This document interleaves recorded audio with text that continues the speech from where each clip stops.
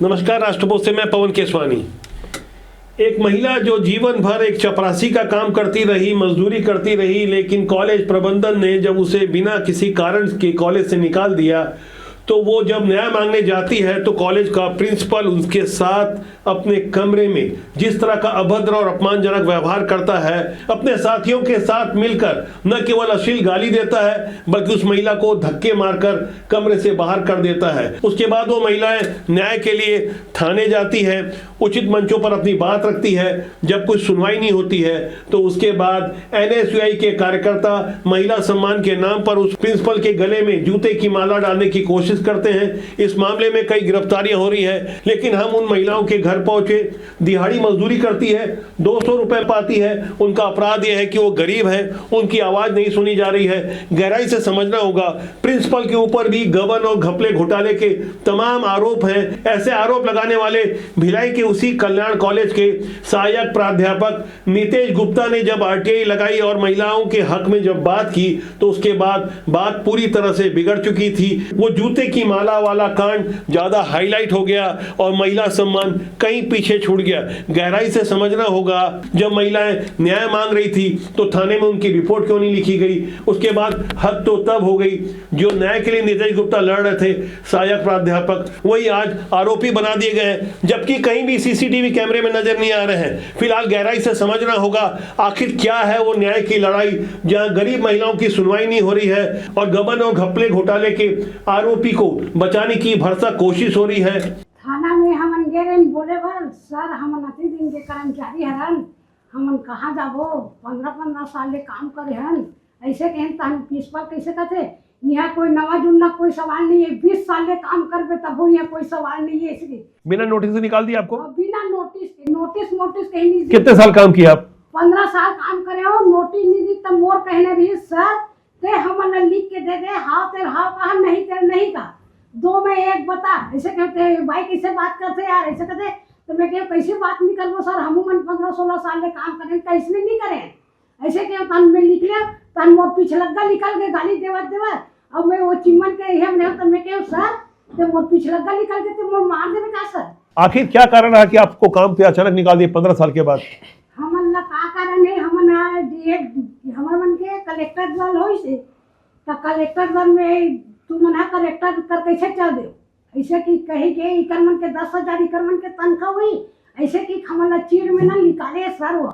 अच्छा, जिसकी तनख्वाह करीब 2.25 लाख है और केंद्र सरकार के अनुदान से यूजीसी से उसे इतनी तनख्वाह मिलती है, इनको 10,000 रुपए भारी पड़ रहा था, वो भी कलेक्टर दर मैं आपको बता दूं जो न्यूनतम मजदूरी से भी कम पगार उसमें मिलती है। इन्हें न्याय दिलाने वाला कोई एक व्यक्ति था, तो वो था नितेश गुप्ता, जो उस कॉलेज में असिस्टेंट प्रोफेसर था, लेकिन उसे मान से भी बताकर महज 14,000 की तनख्वाह दी जाती थी। एमफिल तक हाईली क्वालिफाइड और 15 साल का अनुभवी नितेश गुप्ता जब इन्हें न्याय दिलाने के लिए कलेक्टर के पास जाता है और इन्हें न्याय मिलता है, कलेक्टर दर से पहले आपको कितनी तनख्वाह मिल रही थी? 6,000 से सीधे इनकी तनख्वाह 9,500 के आसपास जब हो गई, लगभग 10,000 या अगर वो भी मान लिया जाए, तो उसके बाद वहां से कॉलेज के प्रिंसिपल का तेवर हाई हो जाता है। और विनय शर्मा, जिसके परिवार में कुछ लोग बड़े बड़े ओहदों में बैठे हुए हैं, शायद यही कारण रहा होगा कि आज की तारीख तक इन महिलाओं की रिपोर्ट थाने में नहीं लिखी गई। मेरे साथ इस वक्त गोदावरी जी हैं। मैं गोदावरी जी का मैंने एक इंटरव्यू किया था 2021 में। मैं बता दूं, बड़ा दर्दनाक हादसा हुआ था। इनकी बिटिया इन्हें स्कूल कॉलेज छोड़ने जा रही थी, जिस मोपेड से जा रही थी वो एक्सीडेंट हो जाती है और उस बिटिया की मौत हो जाती है। और इस दर्दनाक हादसे में इनका भी एक हाथ फ्रैक्चर होता है और उस तारीख को भी जब घटना घटती है, इनकी तनख्वाह उस दिन की भी काट दी जाती है। इतनी बड़ी अमानवीयता के बीच उस वक्त काम कर रही थी, तब महज 4-5 हज़ार रुपये आपकी तनख्वाह उसमें रही होगी। कितनी तनख्वाह मिल रही थी उस वक्त? 5,000 रुपये उसमें तनख्वाह मिल रही थी। ये 1 से 1,500 रुपये इनको मिलता था जब 2010 में इन्होंने काम शुरू किया था। और मुझे बताइए, जो विनय शर्मा है, जब आपके साथ ये अभद्र व्यवहार कर रहा था, कौन कौन शामिल था उसके साथ ये सब करने में? ये में तुलसीदास छिनेरी से और चिम्मन है और विनय सर है। इन तीनों ने मिल के ना प्रिंसिपल मैन है सर, प्रिंसिपल बैठे रही से ओ मन जा के भेज दी और अपन मन बाहर में निकाल के, तो प्रिंसिपल हमारा धक्का दे के और गाड़ी दे से। आप सोचिए, एक बुजुर्ग महिला है जिसे जीवन भर सेवा की है, इसे धक्का देकर वहां से निकाला गया, गाली गलौज की गई। वहां कोई सीसीटीवी कैमरा भी था, जैसा जूता वाला आया था सीसीटीवी में, तो वो भी आया होगा आपके साथ जो अभद्र व्यवहार हुआ? हाँ, वो तो बोले हम सीसी कैमरा खंगाला था, बड़े बड़े साहब जाही, बड़े बड़े ये जाही, तो मन पुलिस थाना गए ना, तब बोले बड़े बड़े साहब जाही। जब उन्हें जूता पहनाया गया तब तो वो सीसीटीवी में सारी बातें कैद हो गई, और जिस तरह का व्यवहार था आप भी देख रहे थे, समझ रहे थे, वरना यूं कोई जूता नहीं पहना था। तो आपने गोदावरी सिन्हा और तिर्थी साहू के बयानों को सुना। गरीब हैं, आवाज थोड़ी धीरे रहती है उनकी, क्योंकि उनके पास बहुत बड़े शब्द नहीं होते, बहुत बड़ा मंच नहीं होता, कोई उनके लिए नहीं लड़ता। लेकिन राष्ट्रबोध ने कोशिश की है ईमानदारी से इन गरीब महिलाओं के सम्मान की रक्षा हो, न्याय मिले, कानून सबके लिए बराबर होता है। आज मेरे पास ये नोटराइज की हुई एक कॉपी है जिसे गोदावरी साहू ने अपने लिए न्याय मांगते हुए लिखा है कि किस तरह से उसके साथ क्या कुछ हुआ था। लेकिन इस पूरे प्रकरण में सबसे हैरानी की बात यह है कि नितेश गुप्ता जो 2021 से न्याय की लड़ाई लड़ रहे थे, राष्ट्रबोध ने पहले भी साथ दिया था। एक बार फिर हम गहराई से समझने की कोशिश कर रहे हैं। छत्तीसगढ़ के सबसे पुराने प्राइवेट कॉलेज कल्याण स्नातकोत्तर महाविद्यालय भिलाई की आखिर ऐसी दुर्दशा क्यों हो रही है, और जिम्मेदार पदों पर जो लोग बैठे हैं उनके विरुद्ध कई गंभीर आरोप हैं। गहराई से समझना होगा। यूजीसी मानदंडों के अनुसार सहायक प्राध्यापकों को करीब 58,000 तक हर हालत में सैलरी देनी है, लेकिन एक नए शब्द का निर्माण किया गया, मान सेवी। ऐसे मान सेवी शब्द से एमफिल और पीएचडी वाले शिक्षकों को, प्राध्यापकों को 13-14 हजार पगार दी जाती है, और केंद्र सरकार यानी यूजीसी से मोटे मोटे ग्रांट पाने वाले विनय शर्मा जैसे कई प्राध्यापक लाखों रुपए की तनख्वाह लेते हैं। जो लाखों रुपए की तनख्वाह लेते हैं वो किस तरह का व्यवहार करते हैं, और जिन्होंने पीएचडी किया है, जिन्होंने तपस्या की, साधना की, लगातार छात्रों को पढ़ा रहे हैं, उन्हें न्यूनतम मजदूरी से भी कम तनख्वाह दी जाती है। नितेश गुप्ता लगातार इनके विरुद्ध आवाज उठाते रहे। आज नितेश गुप्ता को पुलिस ढूंढ रही है। नितेश गुप्ता ने राष्ट्रबोध को जो मैसेज किया है उसे मैं संक्षेप में बता रहा हूं। अंदर खाने की कुछ गहरी बातें बताई है, खासकर प्रिंसिपल विनय शर्मा के बारे में। संक्षेप में उस लिखित बयान को मैं प्रस्तुत कर रहा हूं। प्रिंसिपल विनय शर्मा के द्वारा छात्रों और प्राध्यापकों के माध्यम से आंदोलनकारी छात्रों के विरुद्ध थाने में शिकायतें लगातार करवाई जा रही है, और एक तरफ से फैब्रिकेटेड मामला बनाया जा रहा है। फोर्थ गेट के कर्मचारियों को बंद कमरे में तुलसीराम दक्षिणे नाम के कर्मचारी द्वारा झूठ बोलने की ट्रेनिंग दी जा रही है, जिससे गोदावरी और तिर्थी साहू के साथ कोई गाली गलौज नहीं हुई, ऐसा बयान दिया जाए। आगे के बयान में और ज्यादा स्पष्ट करते हुए नितेश गुप्ता ने साफ तौर पर बताया है कि पॉइंट नंबर 7 में लिखा है कि इस प्रकरण में मुझे इसलिए फंसाया जा रहा है क्योंकि विनय शर्मा के नाम पर मैंने आरटीआई लगाई थी, जिसमें मैंने पूछा था कि प्रिंसिपल विनय शर्मा ने पिछले 5 वर्षों के शैक्षणिक कार्यभार के दौरान वर्षवार, सत्रवार, विषयवार, साप्ताहिक, दैनिक कार्यभार क्या क्या था, उसका मैंने पूरा रिकॉर्ड मांगा था। कोविड-19 की अवधि के दौरान ऑनलाइन कक्षाओं के रिकॉर्ड के अलावा मैंने वो पूरी जानकारी मांगी थी जो कि विनय शर्मा से संबंधित थी। विनय शर्मा द्वारा एनएसएस के जिला समन्वयक के रूप में अपने कार्यकाल के दौरान एनएसएस के विभिन्न मदों में खर्च की गई कुल राशि का विवरण मैंने हेमचंद यूनिवर्सिटी से मांगा था, क्योंकि विनय शर्मा एनएसएस के समन्वयक के रूप में बहुत सारे पैसों का उन्होंने गबन किया था, ऐसा आरोप नितेश गुप्ता ने लगाया है। साथ ही इस बयान में स्पष्ट किया है कि मौके पर जब जूते की माला पहनाई जा रही थी तो वो मौजूद नहीं थे, कहीं कोई सीसीटीवी कैमरे में नहीं थे, बस उनका अपराध ये था कि उन्होंने एक मीडिया बाइट दी थी। विनय शर्मा ने अपने प्रभाव का दुरुपयोग करते हुए शासन प्रशासन में अपनी मजबूत पकड़ का फायदा उठाते हुए एफआईआर में नितेश गुप्ता का नाम लिखवा दिया। आज यदि कानून से लोगों का विश्वास उठता है तो ऐसी हरकतों के कारण गहराई से समझना होगा।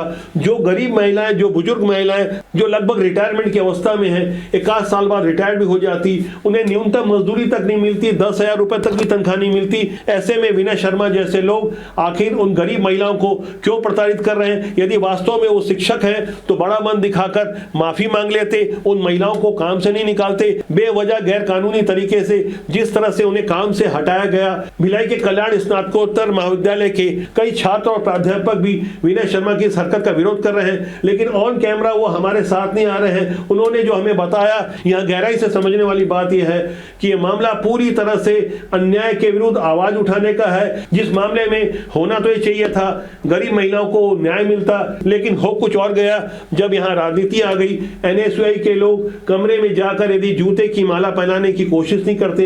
आकाश कनौजिया के नेतृत्व में जिस तरह का एक बड़ा हंगामा खड़ा किया गया, गहराई से समझने की बात यह है कि नीतीश गुप्ता की भावभंगिमा उस वक्त क्या थी, किस तरह से अपने बचाव में अपनी बातों को रख रहे थे, किस तरह के तर्क दे रहे थे। एक बार फिर हम 9 दिसंबर की उस घटना की तरफ जा रहे हैं, गहराई से देखिएगा, फिर आगे की कुछ तारीखों के बारे में मैं आपको बताऊंगा। ऑटो गाड़ी लोगे, अरे इतना निश्चय मत करो, मैं सब तक निकलेंगे। आप एक नंबर के दलाल हो। कॉलेज में सिर्फ और सिर्फ आपने दलाली की है। दे जूते का माला दे।